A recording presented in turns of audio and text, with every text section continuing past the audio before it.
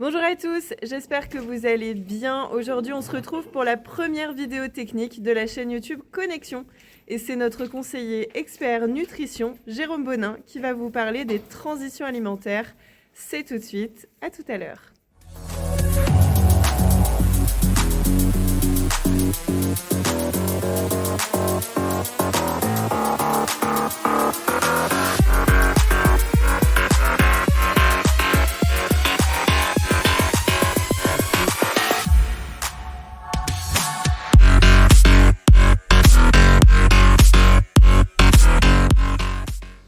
Bonjour à tous, donc Jérôme Bonin d'Axel Conseil Élevage. Je suis conseiller sur la Bresse de Saône-et-Loire depuis 24 ans maintenant, spécialisé robot de traite et nutrition.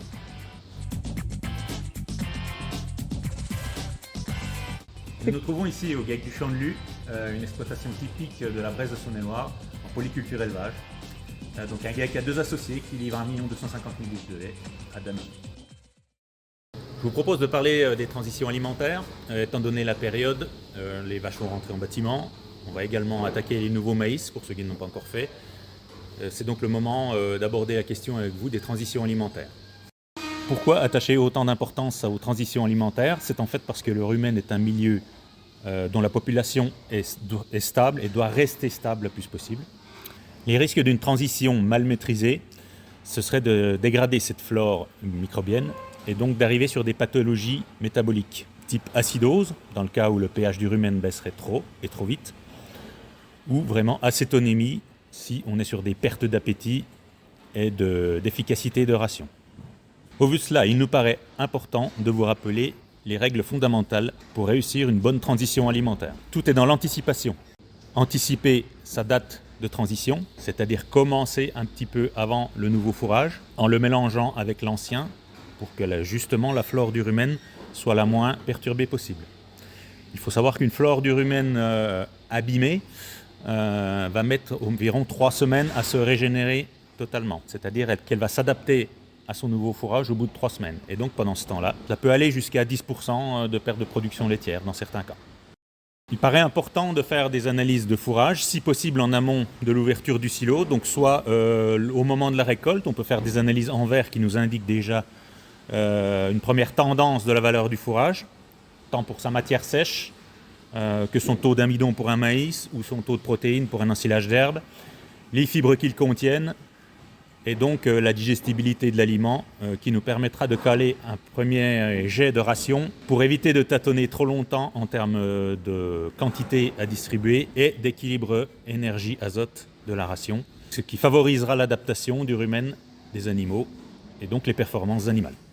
Il y a un autre point important concernant les transitions alimentaires, c'est donc de donner du fourrage déjà fermenté, dans le cas des ensilages bien évidemment. Et le meilleur moyen de donner des fourrages fermentés, c'est d'avoir du report de stock. Il est recommandé d'une année sur l'autre d'avoir au moins 3 mois de maïs de l'année d'avant. Le principal risque de distribuer des fourrages non fermentés aux animaux est donc une perte d'appétence et donc une moindre ingestion par ces derniers, qui vont bien évidemment diminuer les performances zootechniques immédiatement. Cela peut s'évaluer éventuellement par le remplissage des rumens. On ne doit pas avoir de vaches en dessous de la note 3 de remplissage rumen.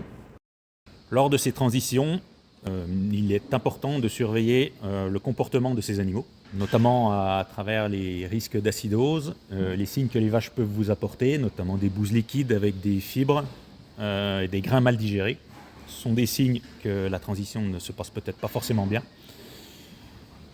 Également les performances zootechniques au quotidien, avec les données simplement du carnet de lait déjà, comment ça évolue en termes de production, vos données de taux, quand vous avez des analyses régulières de tank, taux d'urée bien évidemment, sont des indicateurs très importants à surveiller à ces moments-là pour voir s'il n'y a pas des corrections rapides à apporter. Si vous êtes dans les capacités de réaliser une transition progressive, il peut y avoir des additifs qui vont faire éventuellement passer un peu mieux ce moment aux animaux, tel le bicarbonate. On peut faire une addition de 200 à 250 grammes par vache par jour. Donc le carbonate intervient directement dans la stabilisation du pH du rumen et va favoriser la régulation de ce pH. Je tiens également à vous rappeler que les transitions alimentaires ne sont pas réservées à la période automnale. Il y a également les transitions du printemps, la mise à l'herbe notamment, qui sont des périodes cruciales à réussir. Donc ce qu'on va vous recommander également sur ces périodes-là, c'est de lâcher les animaux quand il y a une offre herbagère pas forcément très importante.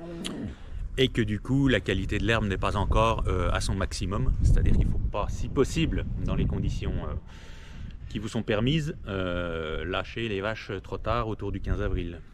L'herbe étant beaucoup plus riche à ce moment-là, l'adaptation de la flore sera aussi très compliquée.